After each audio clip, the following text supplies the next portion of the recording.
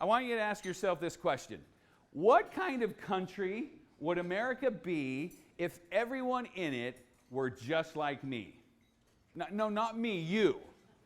Think about that for yourself. What kind of country would America be if everyone in it was just like you? Would we be in trouble?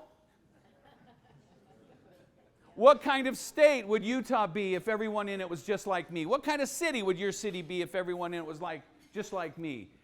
What kind of community would my community be if everyone in it was just like me? And where it all happens, what kind of family would my family be if everyone in it were just like you? Is there hope in that question? Or is there some work to do? It's easy for us to look at Washington, D.C. and say, they need to fix all of our social ills, right? It's easy to look at Shannon and Denise and say, they've got all the answers. It starts with you. It starts with me. If it's to be, it's up to me. If it's to be, it's up to you. So today we're going to talk about 3 keys to help you get unstuck, to help you live a more extraordinary life. Now you may be saying to yourself, oh my gosh, I better take copious notes because he's going to reveal 3 of the greatest secrets ever revealed to mankind. No, you're going to hear these 3 principles and you're going to say, wait a minute. Really? That's all you got? It's got to be more complex than that. No, it's very basic. When Vince Lombardi was asked, when he coached at the Green Bay Packers, what are you going to do this year to win the Super Bowl? You going to try new offenses, stunt defenses, tricky plays? He said, no, we're going to become the very best team in the National Football League at running, passing, blocking, and kicking. We are going to become brilliant on the basics. Really, happy living is becoming brilliant on the basics. And I have to tell you, I've traveled the world and met with audiences. I used to say, the 4 corners of the earth, but then that would be admitting I'm a flat earther. No, around the entire globe, I've met people all over the world. And you know what? The most common thing I hear from people when I'm able to meet with them one-on-one outside of this setting, most people admit they're not happy. Because we think that life is supposed to be these series of blissful experiences, that every day is Disneyland. When my kids were little, I tried to teach them some basics. And I remember telling my son one day, son, life is just about managing the mundane with flashes of excitement, flashes of brilliance. But in today's world, we think every day has to be Instagram, TikTok, and Facebook, and it's not. So I honor you. I congratulate you. I thank you for what you're doing in your individual roles within the state and your individual responsibilities. Give yourselves a big hand this morning. Seriously. That was also a test to see who's with me. If you didn't clap your hand, I'm going to pick on you. Oh, now you're all paying attention back there. Very good. So let's talk about 3 keys to living a more fulfilled life, getting unstuck, living a more extraordinary life. But before that, let me set the stage for you. I'm going to take you back to the summer of 2009. I was working in television, had an amazing job, great organization, loved it. It was truly a family. But I was going through some marital issues. We had a company on the side that was going through some legal issues. We were managing this business, and anyway, some people gave us some bad information, and so that company was being sued. Just a myriad of things that could go wrong. You talk about the perfect storm. It was happening in the summer of 2009. So what did I do? I thought, hey, let's go to a doctor, because we're taught, if we watch television, there's a pill for every ail, right? Just got to go talk to your doctor and mention blank, and they'll solve all your problems. So I went to see a doctor. She had me fill out a 20-question questionnaire. It took about 2 minutes. She looked it over and excused herself. She came back a few minutes later with a brown bag. And she said, there's 4 one-week samples in this bag. I want you to take each of these medications for a week. At the end of the month, come back and tell me which one worked best, and we'll put you on it. Okay, that's not a line. That's not a joke. That's a true story. That was her way to try to help me, right? So there was a lot going on the inside, and she just thought, well, a pill can fix that. Well, I wasn't going to go for that, so I sought a second opinion, went to another doctor. He had a better bedside manner, asked a few more questions, but ultimately the answer then was take these 3 medications at the same time. Okay, I don't know if you watch TV. Probably not anymore because it's not good news. Don't watch TV. Brian, don't tell anybody I told you that. But don't watch TV anymore. How I know who watches CNN is when I travel in the airports. The people with the mask watch CNN. That's just how I know. Oh, clap your hand if it made sense. I mean, go for it. I mean, this is not an oil painting. It's being videotaped. Let's let them think there's a little movement in here. So he prescribes this cocktail of medications for me, gives me no warnings. But on TV, every once in a while, you'll watch a TV commercial, right, that says, and they don't say, woot, woot, woot, caution, caution, caution. They just say, these drugs may cause suicidal thoughts or actions. And then they move on, right, because that's the little legal disclaimer they need. Well, make a long story short, fast forward 3 weeks from starting on those medications, I'm fetal position under my desk in Utah County. The lights are out. I just can't do this. Dark clouds were setting in. I just didn't want to be here. So I remember I flipped on the little light above the credenza, and I reached out and I called a suicide prevention number because they're there to help. God bless the kid that answered the phone, but he was just following a script. And I said, I don't want somebody to follow a script. I just need somebody to listen. Help me. And he just continued to read the script, and I hung up. Now, every day outside my office, I could hear trains go by all day long. Every half hour, like clockwork. If there's one thing that's on time, it's trains. You don't want them to not be on the same page and come the wrong way. I'd had enough. I went to my car, got in the car. Now, this is June of 2009. You know what our end of June weather can be like. It was hot. It was one of those years where it was damn hot. And my air conditioning in my car had just gone out the week before. So I leave my office. I drive over the railroad tracks, and I turned around, and I waited. The plan was simple. Train will come by, I'll pop up on the tracks, and I can end this hopeless journey that I'm on. I waited hour after hour after hour. The train never came. I went back a couple weeks later, same day of the week, same time, trains went by every half hour. That day, no trains came for 3 hours. And I sat in that car and I baked. And with every passing minute, I got more pissed off at the world. I was angry. Who the hell's running this railroad line? Blah, blah, blah. You know, it's everybody else's fault. I was the victim in this mess. Well, I was so frustrated, I made my way immediately to Walmart and I bought a roll of duct tape and a dryer hose. Stuffed it in the trunk and drove home. Wasn't a great night at home. I wasn't in my game, and I was preoccupied with how this was all going to end. So my wife goes to bed at the time. My wife at the time goes to bed, and I made the mistake. I turned on the news. Now, I'd spent some time with this TV host when he had emceed the Stadium of Fire down in Provo. But this guy has a way of taking the news and making it sound like Armageddon's coming tomorrow. And I'm like, what the hell? It's got to end today.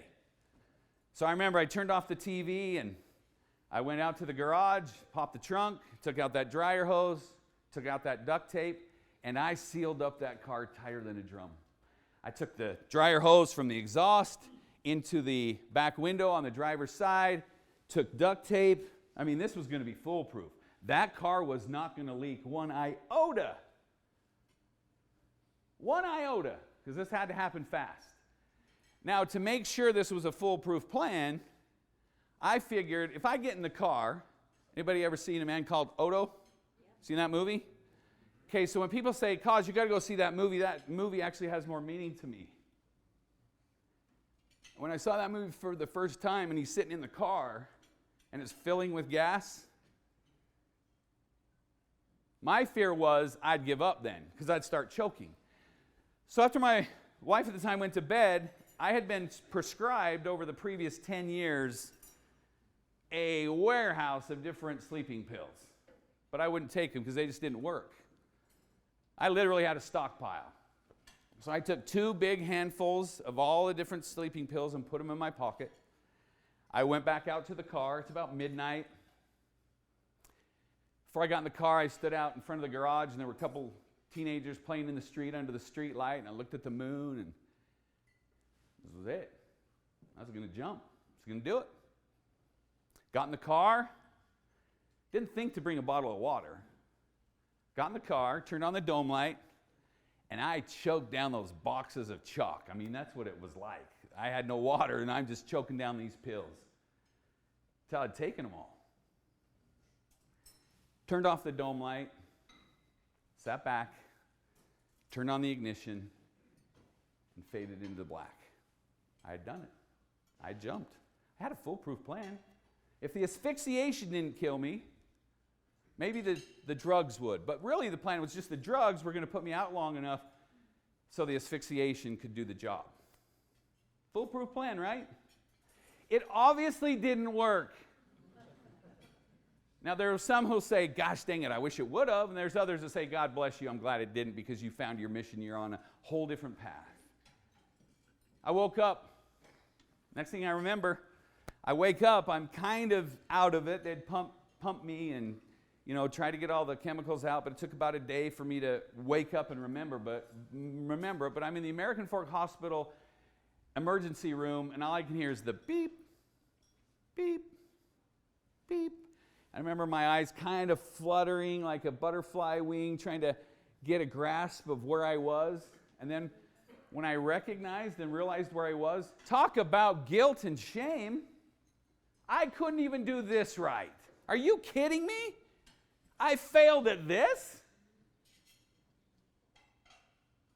Now, the hopelessness that I had been overwhelmed with was now compounded with shame and guilt and a myriad of other emotions we shouldn't experience. We should not do that to ourselves.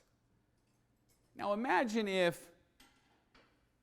you treated other people the way you treat yourself. You'd be arrested for abuse.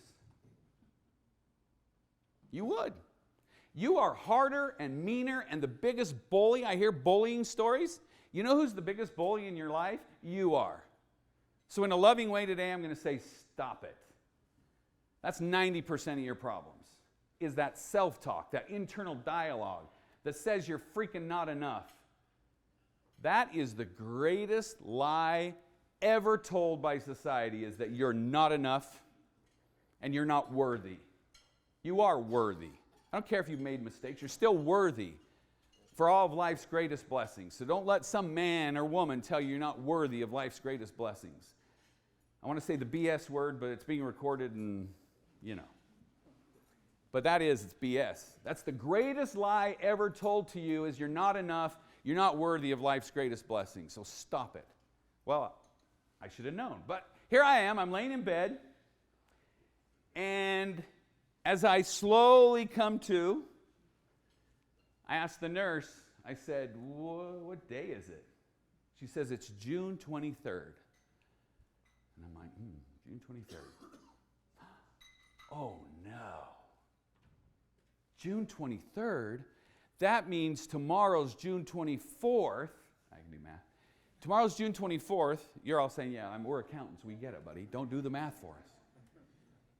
June 24th is my son Ben's birthday. He was turning 11. My daughter was 15, Megan. And I said to the nurse, oh my gosh, I got to get out of here. Tomorrow's my son's birthday, and I've always promised to pick him up It's my turn. I got to be with my son on his birthday. And I tried to get up. I couldn't move. I mean, my mind said get up, and I couldn't even move my arms or legs. Now the guilt and shame's compounded. I'm going to miss being there for my son. When I lived in Vegas and they were up here during the divorce, I never missed any time with my kids on the weekends. I'd drive all night so that I was always with my kids. So here I am, faced with my son's 11th birthday, and I'm not going to be there. Guilt and shame times infinity. My wife at the time turns to me and says, well, obviously you weren't thinking about this or that, or you wouldn't have done this. Oh, thank you for that. Sweet. Now it just blows up even more, right? Guilt and shame and all those other negative emotions. The doctor comes in later that day and he says, I think we've got you stabilized. So, and I'm thinking, oh, I get to go home. Okay, the police and fire department took me there. I can't check myself out. So they stabilized me, and the next day, the doctor comes in and says, okay, we're going to release you. And I'm thinking, great, what time is it? Maybe I can still make Ben's birthday party. But I'd called Ben. Now, Ben's the sweetest boy in the world. He's 11. And I'd call him, Ben, I'm not going to make it there for your birthday. I never thought I'd say that. And he just said it in the sweetest way. It's okay, Dad. We'll celebrate when you get out of the hospital. He was so loving and understanding. So they released me from the intensive care and then notified me that, again, police and fire would be taking me to Provo Regional Hospital where I would be checked into the top floor. That's not the penthouse suite. It had a view. Beautiful view of Mount Timpanogos out the east window I had. But I'll tell you, for the prices you pay for one of those hotel rooms, you might as well be staying at the Ritz. I was there for 9 days. You know what it's like to be checked into a psychiatric ward of a hospital? And they take away your shoelaces and your warm-up trousers. They take the string out of it so you can't do something. You're holding up your shorts the whole time. Talk about embarrassing. Had my wife call my boss and just say he's in the hospital, and nobody knew anything. I called my mom. I hadn't seen her since Mother's Day and told her what was going on. She just lost it. She just bawled. She was so sorry. I'm so sorry this happened. It's all my fault, blah, blah, blah, blah. No, now the ripple effect's just destroying people. So I'm like, I'm not going to tell anybody. But I had one of the most amazing experiences in that hospital. Anybody ever see the movie Patch Adams? Raise your hand high. Patch Adams. Robin Williams. Remember he goes into the mental home or the hospital? Checks himself in so he can check himself out. I'd seen that movie 100 times, no lie.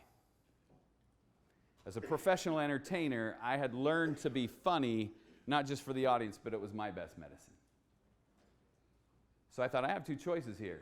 I can be the victim. I can wallow in self-pity. Woe is me.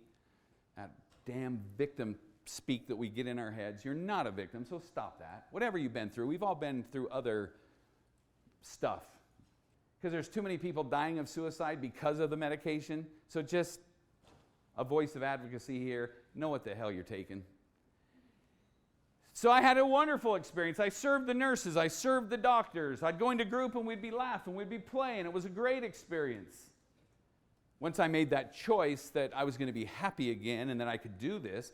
9 days in the hospital. I remember Michael Jackson died while I was in there. Farrah Fawcett died while I was in there. I mean, the whole world went to hell when I was in there.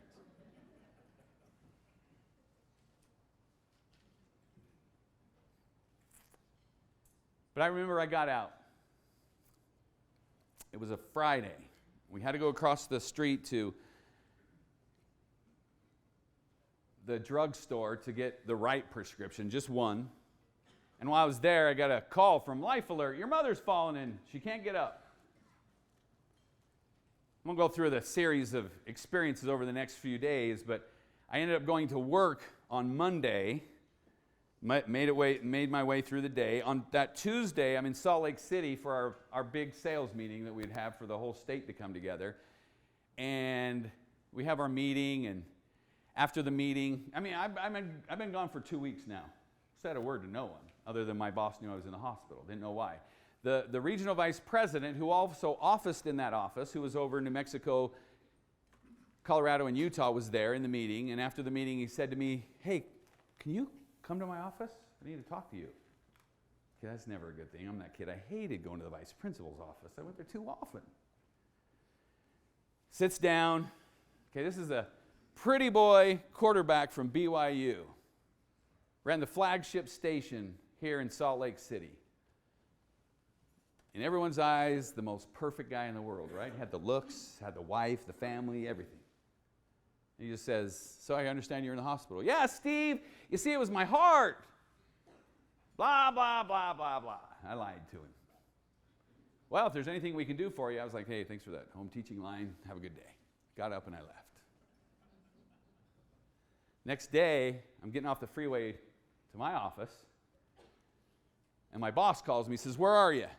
I said, "I'm getting off the freeway." He goes, "Hurry up, Steve's on his way to meet with you." I'm like, "Steve's never come down to our office. I've never seen him here." Crap, I'm going to get fired. I didn't tell anybody where I've been for 2 weeks. This is, geez, right? Spiral. We can go there in about a second. Law of concentration says whatever you dwell upon grows. Yeah, I went from here to here in 2 seconds. I'm going to get fired. I said it out loud. Got to the office, booted up my computer. Steve walks in the office, looks at me. I'm like, "Oh, great." Goes in my boss's office. He and Deke talk for a second, and then he motions for me to come in. So I go in and I sit down. He says, "Coz, I was getting dressed this morning. I had the most overwhelming prompting to cancel my schedule and be here today. I called Debbie, canceled my day. Why am I here?" "Well, you see, Steve, it was my heart," and he just looked right through me. "Coz, why am I here?" So I told him. He started to cry. Never seen that man cry. Never saw that man cry before, and I've never seen that man cry since. And I've told a couple of people this experience, and they're like, "Him? No, not him. You have the wrong guy." I'm like, "No, this guy has a heart. This guy has a huge heart." He just looked at me and he said, "I love you." Wow, 3 words, "I love you." Talk about powerful words we don't hear enough and actually mean when we say. He said, "I love you. Everything's going to be okay. Go home. Just go home. The business will take care of itself. It'll be here whenever you get back. You call Deke tomorrow. We're going to have a plan, and we'll just figure this out." So I go home, have a 3 o'clock appointment with my psychologist, because if they check you into the hospital, the only way they check you out is if you have a plan, and you got to go see your psychologist every day until they sign off. So here's my first appointment with Marty. I'm in the appointment, spilling my guts, right? It's not going to do any good to lie. It's not going to do any good to be the victim. Let's just put it all out on the line if I'm going to get better. Honesty, vulnerability, candor, because there's sickness in your secrets. If you're keeping secrets, that's what makes you sick. Because whatever the mind harbors, the body manifests in some way. And if you're holding secrets back from your significant other, your kids, or the people around you, it will eat you alive. An ulcer is not from what you've been eating. An ulcer is from what's eating you. So come clean, not for them, but for you, so you can live happy. Go home. Business will take care of itself, he says. So I go to the appointment. My appointment was at 3 o'clock. I still remember this distinctly. At about 3:45, my phone vibrates. Then it hits me. Your mother just died. Oh, man. I hope that impression was wrong. Now, I'm a guy that wears my heart on my sleeve, and it's a gift, right? But that blessing is also a curse. Intuition's not always a good thing when you know. So I leave the appointment. When we're done, I walk out to the stairwell, listen to my voicemail. My mother's passed away.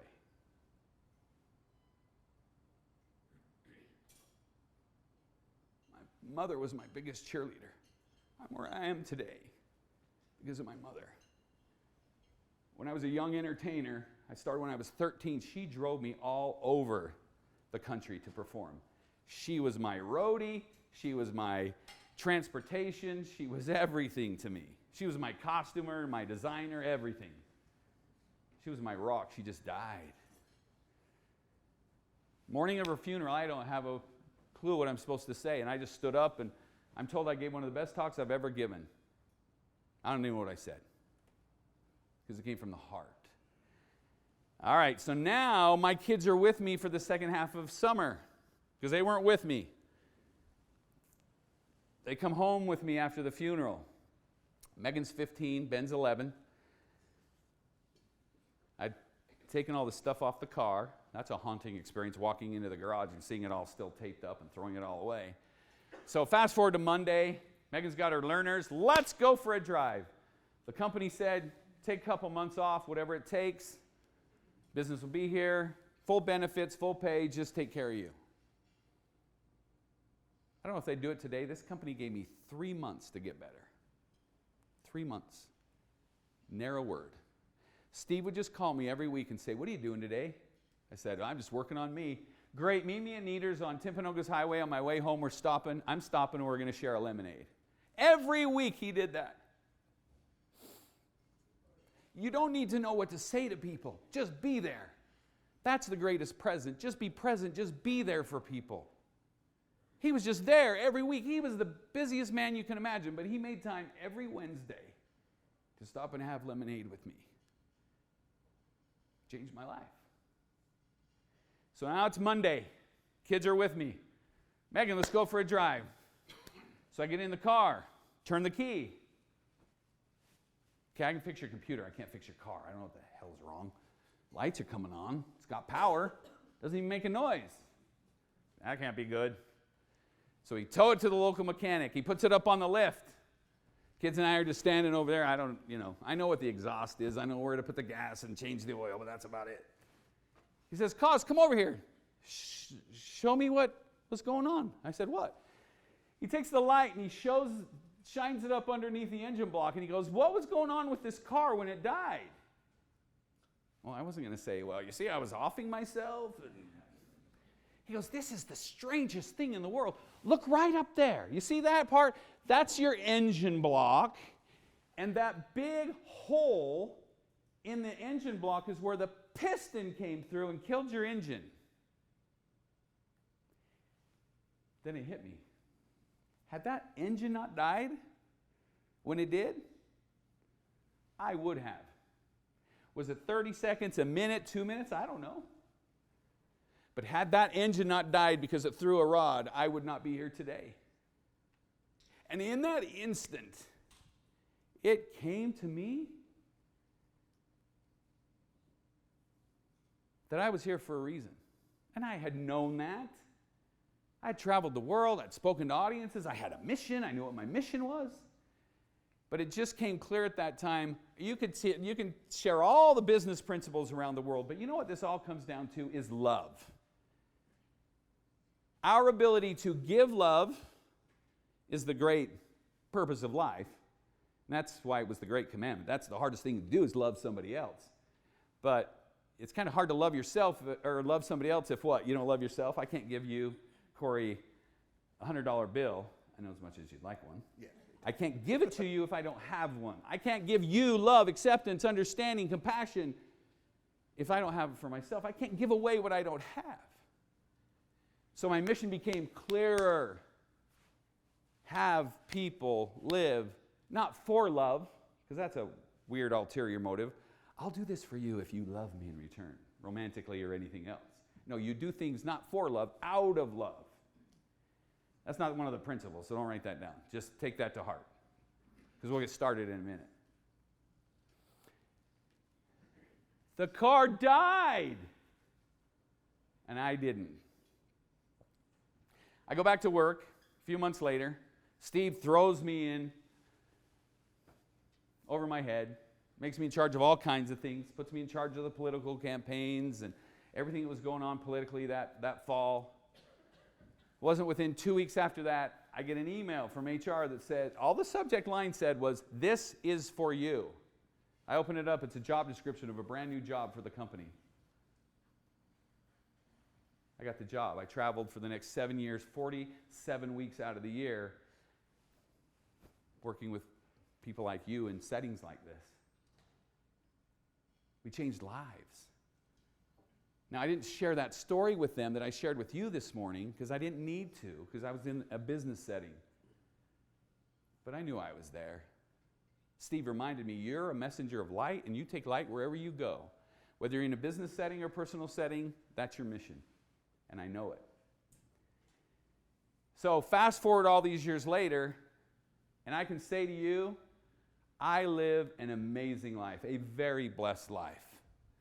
In entertainment, professional sports, high school sports, service. My little brother and I, we work in 6 different companies together. We're busy, but I'm happy. I feel like I live an extraordinary life for three reasons. If you were to write something down today, I would write these 3 words down: gratitude, courage, and service. Gratitude. The more you give thanks for, the more you'll have to give thanks for. That's the most powerful, universal, immutable law. The more you give thanks for, the more you'll have give thanks for. But you know what? Most people don't count their blessings. They sit there, they say, woe is me, look what the neighbor has. I don't have what they have, and I got this problem, and this problem, and this problem. And you know what you just did through the law of concentration? Whatever you dwell upon grows. You actually compounded this, and this. Did you know the conscious mind can only hold one thought at a time, positive or negative? Can't hold 2. It's like a stage. Okay, it's like a stage. And your mind can only occupy one scene at a time, positive or negative. My daughter's going to love this shot. She used to take care of these sharks here for 12 years, just moved to Seattle to take care of the sharks at the aquarium up there. This place is special to me. So unique that we're here together today. And the shark came by right then. Thanks for being here, Megs. What are we thinking about all day? Do you know you have anywhere from 5,000 to 10,000 thoughts every day? And again, you'd be arrested if you talk to someone the way you talk to yourself. Is it any wonder we're not happy as a people? You know, I went to Africa, the little tiny, teeny country of Eswatini, the former Swaziland, in 2019 when I retired from NBC Universal. Those people live on the same freaking rice and beans for their one meal a day, and they're the happiest people I've ever met. Grass huts, no television, no cell phones, no satellite, no power. But you know what they have? They have family. They have community. They have love. And they are the happiest people I have ever met on this earth. And they got nothing. Nothing. So it reminded me that having stuff is probably our problem. We got too much stuff. And for you that qualify to be on the show Hoarders, you know what I mean. Boy, they're going to have one hell of an estate sale when you go. But here's the great tragedy. Last time I checked, there are no U-Hauls behind any hearse.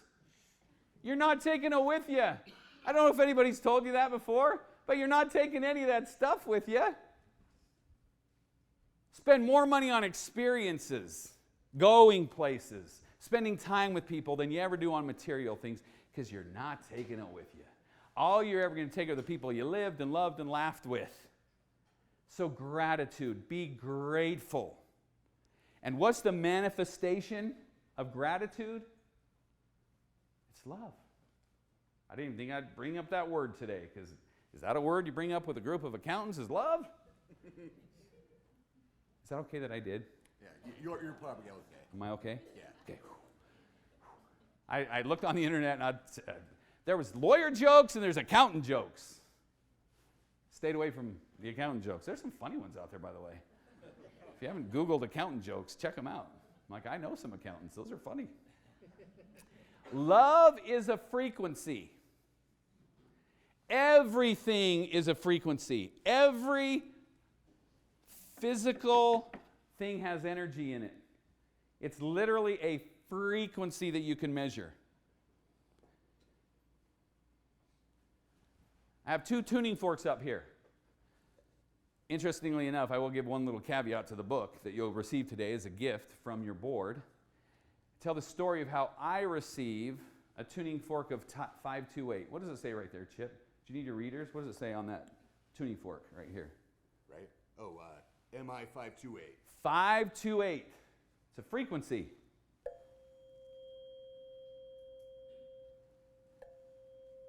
It's a frequency.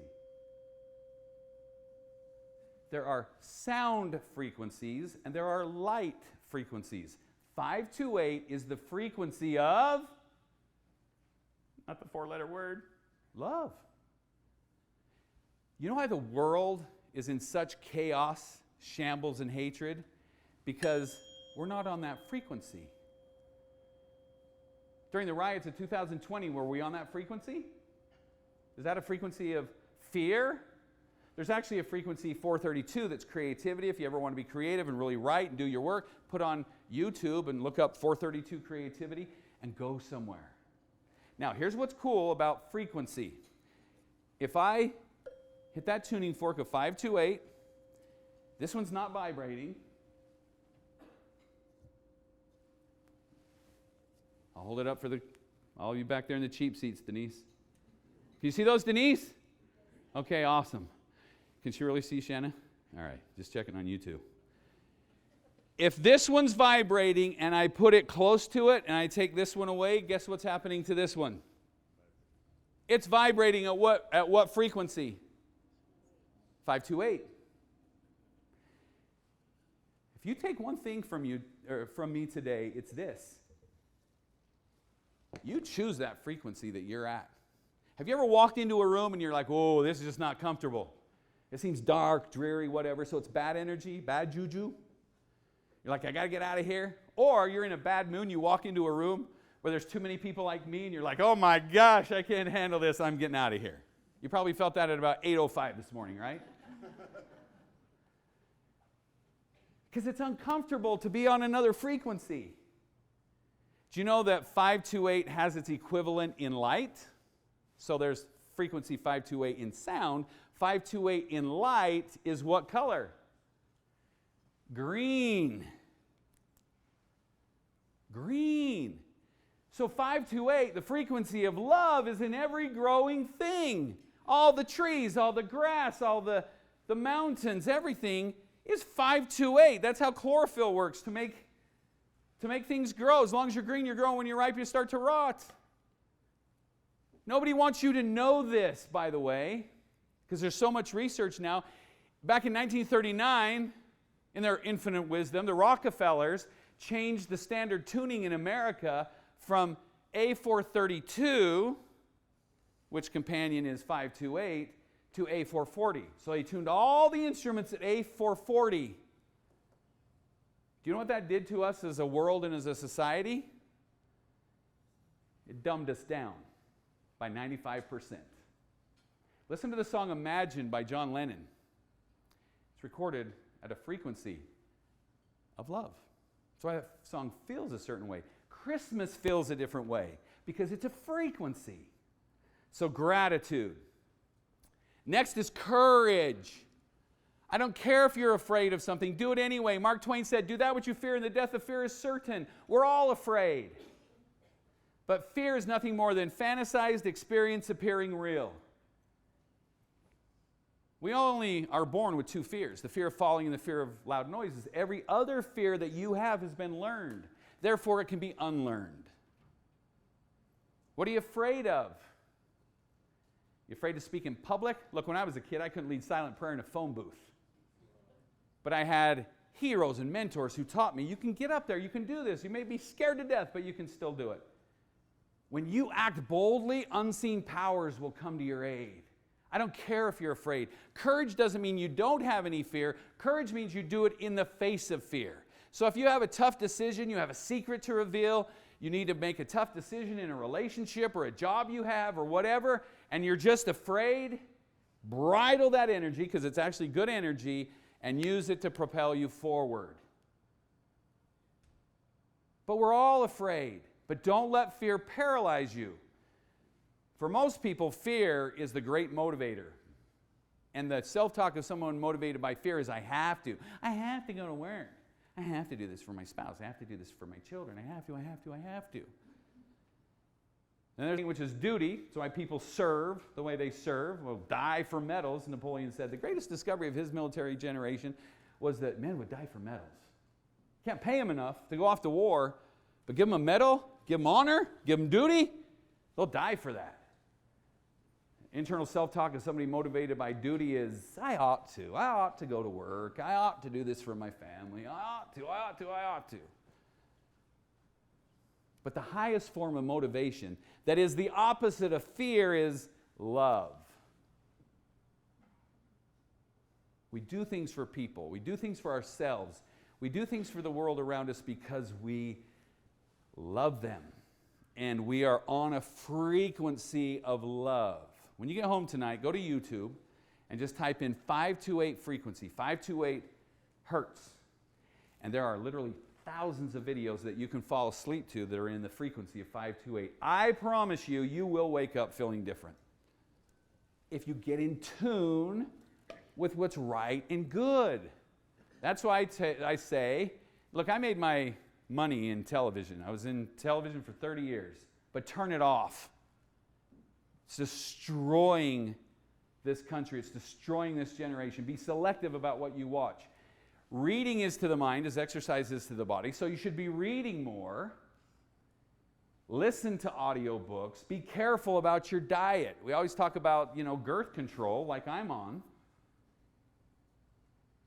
When I went into the hospital and went through all that I went through, I weighed 398 pounds. That was part of the problem. Then I said, you know what? I better take care of what's going in my pie hole.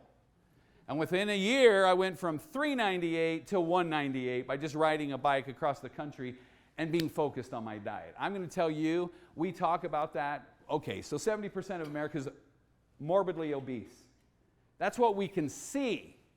But what the hell's going on in our minds? Because our diets are crap.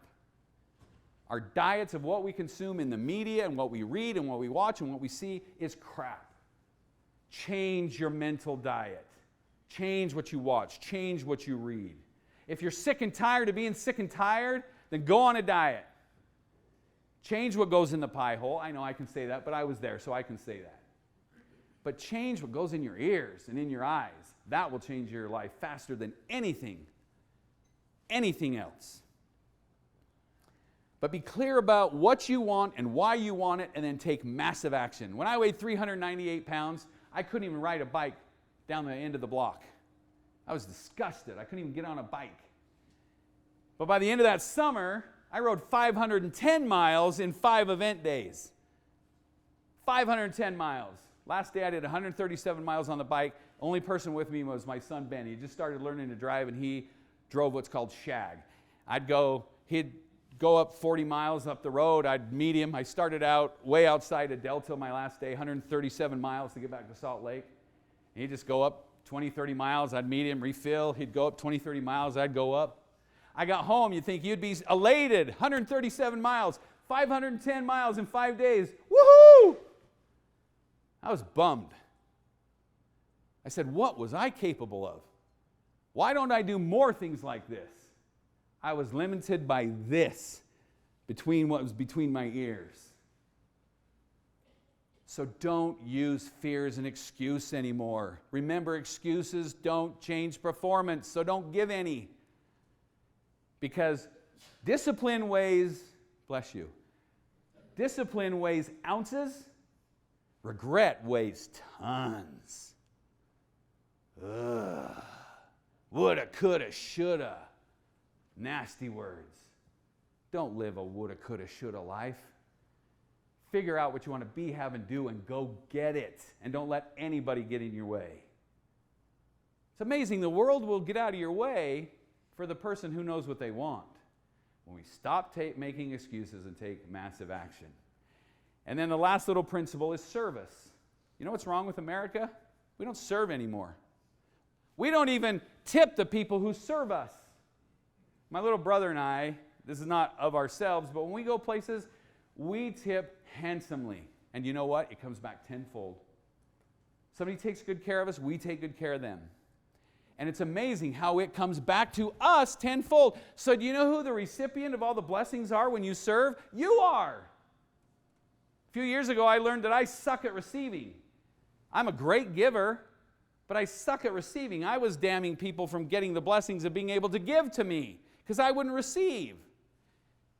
It's a circle. I give, I receive, I give, I receive. This is still hard. Give, receive.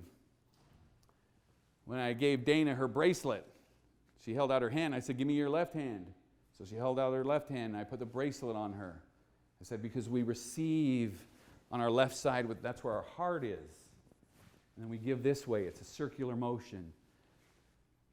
Once a king had a highway built for the members of his kingdom.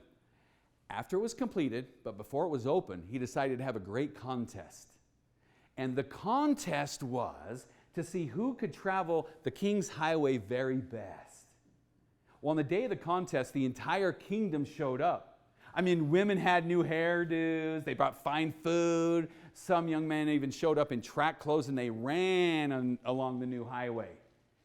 But they would get to the end of the highway and they went over to the king and they complained. They said, hey, king, love the new highway. Great use of government funds to build the new highway. I'm sure they said not. But they were like, king, we love the new highway. But you know what? There was this big pile of rocks and debris that held everyone back. You know, if you could just get rid of the rocks and debris in the middle of the highway, it'd be a great highway. Well, that happened all day long until the sun was setting.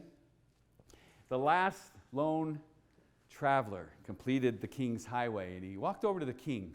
He said, King, I was traveling down your highway today, early on as people were showing up, and I noticed that there was this big pile of rocks and debris, and it got in everybody's way. So I took my day to clear it out of the way so everyone could travel down your highway. And you know, after I moved all that debris, I found this bag of gold under all the dirt and rocks. It's not mine. It's not mine. Can you give it to its rightful owner? And the king said to the old man who was tired, sweaty, dirty, he said, it's yours. The old man said, I'm not the rightful owner. He said, it's yours. You won my prize. Because he or she who travels the road best is he who makes it easier for those who will follow. So what will be said of you 5, 10, 15, 20, 30 years from now? Will all your stuff be forgotten as it's sold at the estate sale or, heaven forbid, given to savers? So my friends can go buy it for pennies on the dollar? Nothing like a good treasure hunt to savers, right? Somebody who bought a lot of stuff and then had to get rid of it real quick to move to somewhere. They didn't take it with them either. What will be said of us? What will be our legacy? What will be our reputation? Because I'll tell you, your reputation is not your Facebook page or your Instagram or whatever's important to you. And for a couple of you back there that are still on MySpace, whatever you're doing there, okay? I still get people with AOL email accounts, and I'm like, what the heck? Eek! That must be a fun sound at their house. You're not taking it with you. What will you be remembered for? I hope it's a legacy that you made the world a better place because you were here. And it doesn't have to mean that you have this mission to change the world and affect thousands of lives every day. If you just help one person is all it takes. I wake up every day and I say, there's somebody out there I need to help. And if I go to lay my head on my pillow at night, and I don't think I've done that, this will sound really weird, but I get in the car and I go find an opportunity to serve anonymously because it's a mission every day. I got to do something anonymously. I don't post it on Facebook that I gave money to the homeless or did this or that or the other. That's not why you do it. You do it for that person and to help their life. Gratitude. Be grateful for what you have. Have courage. Be clear about what you want and then resolve to pay whatever honest price is necessary to get it, and don't let anything get in your way. because dreams do come true. I tell you that. And if you're on the right frequency, law of attraction says you will attract people, opportunities, and circumstances in harmony, not with just your thoughts, but in harmony with who you are. If you're not attracting opportunities and blessings in your life and you're not living in abundance, it's because you're probably repelling it. You're not open to receive it. You're not on the right frequency. I just want to close by just saying you've all been given a gift by your board. This is my latest book. As Jennifer noted, it's my book signing tonight at Gardner Historic Village. You're all welcome to come, the gathering place. We'll have food, and it's going to be quite an event. It'll be a special event. The book is called Through Santa's Eyes. I've had the unique pleasure of seeing the world through Santa's eyes for 24 years now. And I share with you some of the most amazing stories, not of just Christmas, but of love. It changed who I am, to see the world through Santa's eyes. We have a little motto: be less selfish, be more elfish. So if you want to be one of the happiest people on the planet, be less selfish, be more elfish. I hope you'll take that message into your home as we all strive to be less selfish and be more elfish. I promise you, you will fulfill the missions for which you were created. Thank you very much. Thank you.